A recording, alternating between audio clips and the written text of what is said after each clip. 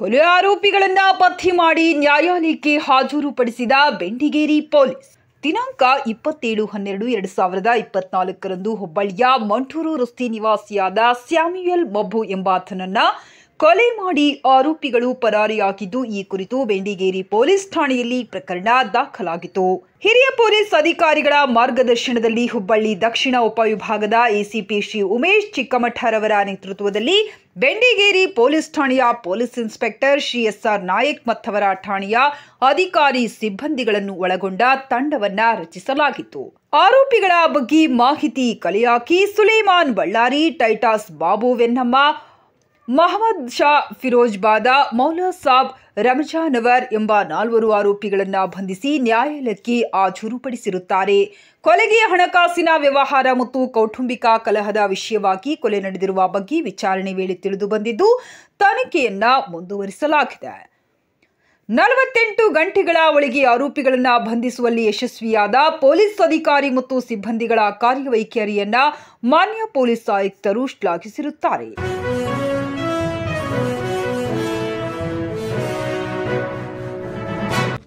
ಹುಬ್ಬಳ್ಳಿ ಧಾರವಾಡ ನಗರ commissionerate ವ್ಯಾಪ್ತಿಯ Bendigeri police ಠಾಣೆಯಲ್ಲಿ police ಠಾಣಾ ಸರಹದ್ದಿನಲ್ಲಿ ಒಂದು ಕೊಲೆ ಪ್ರಕರಣ ಆಗಿತ್ತು. ಸ್ಯಾಮ್ಯುಯಲ್ ಅಂತ ಒಬ್ಬ ವ್ಯಕ್ತಿ, ಸುಮಾರು 36-38 ವರ್ಷ ವಯಸ್ಸಿನ ವ್ಯಕ್ತಿ. ಅವನು ಈ ಪಿಗ್ ಫಾರ್ಮಿಂಗ್, ಹಂದಿ ಸಾಕಾಣಿಕೆ ಮಾಡ್ತಾ ಇರ್ತಾನೆ ಮತ್ತು ಬೇರೆ ಬೇರೆ ವ್ಯವಹಾರ ಕೂಡ ಮಾಡ್ತಾ ಇರ್ತಾನೆ. ಆ ವ್ಯಕ್ತಿದು ಮನೆಯಿಂದ ಅವನ ಪರಿಚಯದವರು ಕರ್ಕೊಂಡೋಗಿ ನಂತರ ನೋಡಿದಾಗ ರಾತ್ರಿ ಆದರೂ ಬಂದಿಲ್ಲ ಅಂತ ವೆರಿಫೈ ಮಾಡಿದಾಗ ಅವನದು ಕೊಲೆ ಆಗಿರುವಂಥದ್ದು ಮೊನ್ನೆ ಬೆಳಗ್ಗೆ ಕಂಡು ಬಂತು. ಅದರ ಹಿನ್ನೆಲೆಯಲ್ಲಿ ನಮ್ಮ ಬೆಂಡಿಗೇರಿ ಪೊಲೀಸ್ ಠಾಣಾ ಇನ್ಸ್ಪೆಕ್ಟ್ರು ACP ಸೌತ್ ಮತ್ತು ಅವರ ತಂಡ ಯಾರು ಈ ಒಂದು ಕೃತ್ಯವನ್ನು ಮಾಡಿದ್ದಾರೆ ಅಂತಂದು ಪರಿಶೀಲನೆ ಮಾಡಿದಂಥ ಸಂದರ್ಭದಲ್ಲಿ ಒಟ್ಟು 4 ಜನ ಈ ಒಂದು ಕೃತ್ಯ ಮಾಡಿರುವಂಥದ್ದು ತಿಳಿದು ಬಂದಿದೆ. ಅವರ ಹೆಸರುಗಳು ಸುಲೈಮಾನ್, ಟೈಟಸ್ ಬಾಬು, ಮೊಹಮ್ಮದ್ ಶಾ ಮತ್ತು ಮೌಲಾ ಸಾಬ್ ಅಂತ ಈ 4 ಜನ ಸೇರಿ ಈ ಒಂದು ಕೃತ್ಯ ಮಾಡಿರುವಂಥದ್ದು ಕಂಡು ಬಂದಿದೆ. ಇದರಲ್ಲಿ ಟೈಟಸ್ ಬಾಬು ಅಂತ ಏನಿದ್ದಾನೆ, ಅವನು ಮೃತ ಸ್ಯಾಮ್ಯುಯಲ್ ಅವನ ಅಕ್ಕನ ಗಂಡ.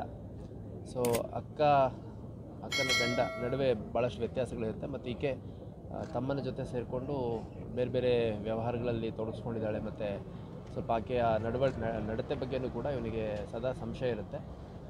ಆಕೆ ತಪ್ಪು ಮಾಡ್ತಿರೋದಕ್ಕೆ ತಮ್ಮ ಕೂಡ ಪ್ರೋತ್ಸಾಹ ಕೊಡ್ತಾ ಇದ್ದಾನೆ ಅಂತಂದು ನಿರಂತರವಾಗಿ ಜಗಳ ಆಗ್ತಾ ಇರುತ್ತೆ. ಅದರ ಹಿನ್ನೆಲೆಯಲ್ಲಿ ಅವನಿಗೆ ಸಾಕಷ್ಟು ದ್ವೇಷ ಇರುತ್ತೆ ಹೆಂಡತಿ ಮೇಲೆ ಮತ್ತು ಹೆಂಡತಿ ತಮ್ಮನ ಮೇಲೆ. ಅದ್ರ ಜೊತೆಗೆ ಇನ್ನು 3 ಜನ ಆರೋಪಿಗಳೇನಿದ್ದಾರೆ, ಸುಲೇಮಾನ್ ಮತ್ತು ಮೊಹಮ್ಮದ್ ಶಾ, ಮೌಲಾ ಸಾಬ್, ಇವ್ರ ಹತ್ರ ಸುಮಾರು 5 ಲಕ್ಷ, 6 ಲಕ್ಷ, 8 ಲಕ್ಷ ಈ ಥರ ಹಣ ಇಸ್ಕೊಂಡಿರ್ತಾನೆ ಮೃತ. ಬೇರೆ ಬೇರೆ ವಿಷಯದಲ್ಲಿ ನಿಮಗೆ ಬಿಸ್ನೆಸ್ ಹಾಕ್ಕೊಡ್ತೀನಿ, ನಿಮಗೆ ಇಂಪೋರ್ಟ್ ಎಕ್ಸ್ಪೋರ್ಟ್ ಏನೋ ಒಂದು ಸ್ವಲ್ಪ ತೋರಿಸ್ಕೊಡ್ತೀನಿ ಅಂತ ಹೇಳ್ಬಿಟ್ಟು ಬೇರೆ ಬೇರೆ ಟೈಮಲ್ಲಿ ಇಸ್ಕೊಂಡಿರ್ತಾನೆ. ಅದನ್ನು ಎಷ್ಟು ಸರಿ ಕೇಳಿದ್ರು ಕೊಟ್ಟಿಲ್ಲ ಅನ್ನುವಂಥದ್ದು. ಮುಖ್ಯವಾಗಿ ಒಂದು ವೈಯಕ್ತಿಕ ದ್ವೇಷ ಮತ್ತು ಹಣಕಾಸಿನ ವೈಷಮ್ಯ, ಈ 2 ವೈಷಮ್ಯಗಳ ಹಿನ್ನೆಲೆಯಲ್ಲಿ ಈ ಒಂದು ಕೃತ್ಯವನ್ನು ಮಾಡಿದ್ದಾರೆ. ಅದರಲ್ಲೊಬ್ಬ ಆರೋಪಿ ಏನಿದ್ದಾನೆ ಸುಲೇಮಾನ್ ಅನ್ನುವಂಥವನು ಮೃತನ್ನ ಬಂದು ಮನೆಯಿಂದನೇ ಕರ್ಕೊಂಡೋಗಿರುವಂಥದ್ದು. ನಂತರ ಅದು ಪಿಗ್ ಫಾರ್ಮ್ ಏನಿದೆ, ಆ ಪಿಗ್ ಫಾರ್ಮ್ಗೆ ಹೋಗೋ ದಾರಿಯಲ್ಲಿ ಅಡ್ಡ ಹಾಕ್ಬಿಟ್ಟು ಪ್ರಾರಂಭದಲ್ಲಿ ದಾರಿ ಸ್ವಲ್ಪ ಇವಿದ್ದಾವೆ, ಪಾಟ್ ಹೋಲ್ಸ್ ಟೈಪ್ ಇದ್ದಾವೆ, ತಗ್ಗು ಗುಂಡಿಗಳಿದ್ದಾವೆ. ಅಲ್ಲಿ ಗಾಡಿ ಸ್ಲೋ ಆದಾಗ ಏಕಾಏಕಿ ಹಲ್ಲೆ ಮಾಡಿಬಿಟ್ಟು ಅವನ್ನ ಒಡೆದು ಸಾಯಿಸಿರುವಂಥದ್ದು. ಮಾರಕಾಸ್ತ್ರಗಳನ್ನ ಮತ್ತು ಕಬ್ಬಿಣದ ರಾಡ್ಗಳನ್ನ ಕೂಡ ಯೂಸ್ ಮಾಡಿರುವಂಥದ್ದು ತಿಳಿದು ಬಂದಿದೆ. ಸೊ ಈ ಪ್ರಕರಣದಲ್ಲಿ ಒಟ್ಟು 4 ಜನರನ್ನು ಅರೆಸ್ಟ್ ಮಾಡಿದ್ದಾರೆ.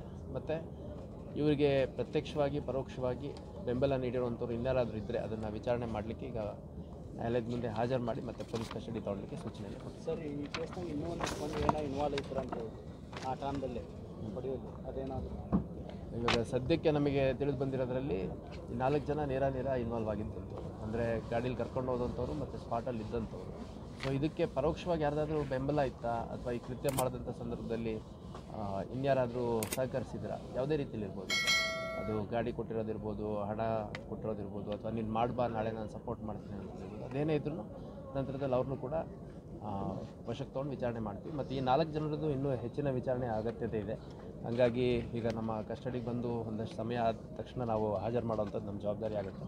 ಹಾಗಾಗಿ ಪ್ರೊಡ್ಯೂಸ್ ಮಾಡಿಬಿಟ್ಟು ಪೊಲೀಸ್ ಕಸ್ಟಡಿ ತೊಗೊಳ್ಳಿಕ್ಕೆ ಸೂಚನೆ ಕೊಟ್ಟಿದ್ದೀವಿ. ಅವ್ರು ಏನಾದರೂ ಹಣಕಾಸು ಇದು ಸುಲೇಮಾನ್ ಮರ್ಡರ್ ಮಾಡಿದರೆ ಏನಾದ್ರು ದುಡ್ಡು ವ್ಯವಹಾರ ಆಗಿತ್ತಾ ಕೊಡ್ತೀನಿ ಅಂತ ಹೇಳಿ ಇವಾಗ ಇದರಲ್ಲಿ ಏನಿದ್ದಾರೆ 3 ಜನ ಅದರ್ ಅಕ್ಯೂಸ್ಡ್ ಏನಿದ್ದಾರೆ, ಸುಲೇಮಾನ್ ಮತ್ತು ಮೊಹಮ್ಮದ್ ಶಾ, ಮೌಲಾ ಸಾಬ್, ಇವರಿಗೆ ಖುದ್ದು ಅವನು ಕೊಡಬೇಕಾಗಿರುತ್ತೆ ಹಣ. ಸೊ ಹಂಗಾಗಿ ಬೆದರಿಸಲಿಕ್ಕೆ ಇವ್ರು ಹೇಳೋವಂಥದ್ದು ನಾವು ಸ್ವಲ್ಪ ಬೆದರಿಸಲಿಕ್ಕೆ ಹೊಡಿಲಿಕ್ಕೆ ಅಂತ ಡಿಸೈಡ್ ಮಾಡಿದ್ವಿ. ನಮ್ಮದು ಕೊಲೆ ಮಾಡೋ ಉದ್ದೇಶ ಇರಲಿಲ್ಲ. ಆ ಸಂದರ್ಭದಲ್ಲಿ ಅದು ಸ್ವಲ್ಪ ಕೈ ಮೀರಿ ಹೋಗ್ಬಿಟ್ಟು ಕೊಲೆ ಆಯಿತು ಅನ್ನೋ ರೀತಿ ಹೇಳ್ತಾರೆ, ಬಟ್ ಅದು ಸತ್ಯ ಇರಲಿಕ್ಕಿಲ್ಲ.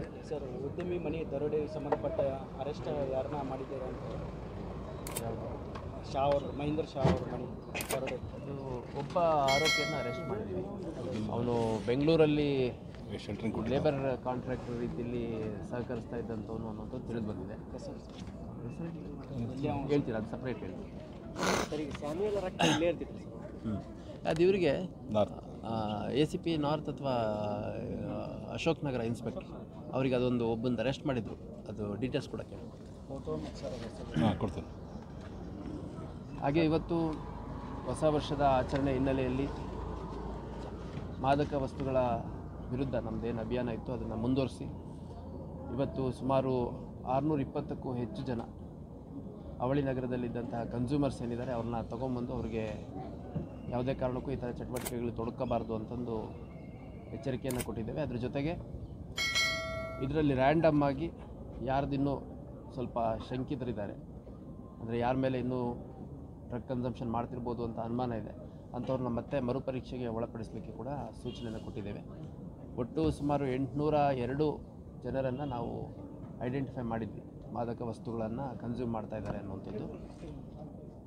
ಸೊ ಕೆಲವು ಸೇಮ್ ಅಫೆಂಡರ್ಸು ಬೇರೆ ಬೇರೆ ಸ್ಟೇಷನಲ್ಲಿ ಕೂಡ ಬೇರೆ ಬೇರೆ ಸಂದರ್ಭದಲ್ಲಿ ಅರೆಸ್ಟ್ ಆಗಿರೋಂಥ ಸಾಧ್ಯತೆಯೂ ಇರುತ್ತೆ, ಕೇಸ್ ಆಗಿರೋ ಸಾಧ್ಯತೆ ಇರುತ್ತೆ. ಹಾಗಾಗಿ ಒಟ್ಟು 620ರಷ್ಟು ಜನ ಇವತ್ತು ಬಂದಿದ್ದಾರೆ. ಇವ್ರಿಗೆಲ್ಲ ಇವ್ರದ್ದು ಮತ್ತು ಮೊಬೈಲನ್ನು ವಶಪಡಿಸ್ಕೊಂಡು ಮೊಬೈಲಲ್ಲಿ ಏನಾದರೂ ಮತ್ತೆ ಹೆಚ್ಚುವರಿ ಇನ್ಫಾರ್ಮೇಷನ್ ಸಿಗುತ್ತಾ, ಇವ್ರದ್ದು ಯಾರಾದರೂ ಪ್ರೊಕ್ಯೂರ್ಮೆಂಟ್ ಮಾಡ್ತಾ ಇದ್ದಾರೆ ಅಥವಾ ಇವ್ರ ಜೊತೆಗೆ ಯಾರು ಕನ್ಸ್ಯೂಮ್ ಮಾಡ್ತಾ ಇದ್ದಾರೆ ಅನ್ನೋದೆಲ್ಲ ಮಾಹಿತಿನ ಅನಾಲಿಸಿಸ್ ಮಾಡಲಿಕ್ಕೆ ಕೂಡ ಸೂಚನೆಯನ್ನು ಕೊಟ್ಟಿದ್ದೇನೆ. ಈಗ ಹುಬ್ಬಳ್ಳಿ ಧಾರವಾಡದಲ್ಲಿ ಒಂದು 2-3 ತಿಂಗಳಿಂದ ರೌಡಿ ಶೀಟರ್ಗಳು ಬಾಲ ಬಿಚ್ಚಿದ್ದಲ್ಲ, ಈಗ ಮತ್ತೆ ಸಡನ್ಲಿ ಆಗಿ ಮತ್ತು ಎಲ್ಲೆಲ್ಲೋ ಸದ್ದು ಮಾಡ್ತಾ ಇದ್ದಾರೆ, ಚಾಕು ಇರ್ತಾ ಅವು. ಈಗ 2-3 ಘಟನೆಗಳು ನಡೆದಿರುವಂಥದ್ದು ನೋಡಿದ್ದೀವಿ. ಈಗ ಇದೊಂದು ಬೆಂಡಿಗೇರಿಲಾದಂಥ ಕೊಲೆ ಪ್ರಕರಣ ಇರ್ಬೋದು, ಅಥವಾ ಇನ್ನೊಂದು 2-3 ಜಾಗಗಳಲ್ಲಿ ಪಬ್ಲಿಕ್ ಪ್ಲೇಸಲ್ಲಿ ನ್ಯೂಸೆನ್ಸ್ ಕ್ರಿಯೇಟ್ ಮಾಡಿರುವಂಥದ್ದು. ಅದು ಕೇಶವಾಪುರ, ವಿದ್ಯಾನಗರ ಮತ್ತು ಓಲ್ಡ್ ಹುಬ್ಳಿ ಒಂದು 3-4 ಸ್ಟೇಷನಲ್ಲಿ ಈ ಥರ ಘಟನೆಗಳಾಗಿದೆ. ಆ ಘಟನೆಗಳದ್ದು ನಾವು ಅನಾಲಿಸಿಸ್ ಮಾಡಿದಂಥ ಸಂದರ್ಭದಲ್ಲಿ ರೌಡಿ ಶೀಟರ್ಸ್ ಅನ್ನೋದಕ್ಕಿಂತ ಅವರವರ ವೈಯಕ್ತಿಕ ವ್ಯತ್ಯಾಸಗಳ ನಡುವೆ ಎದುರಂಬದ್ರ ಆದಾಗ ಆಗಿರುವಂಥ ಘಟನೆಗಳಾಗಿದೆ. So whatever it is, public place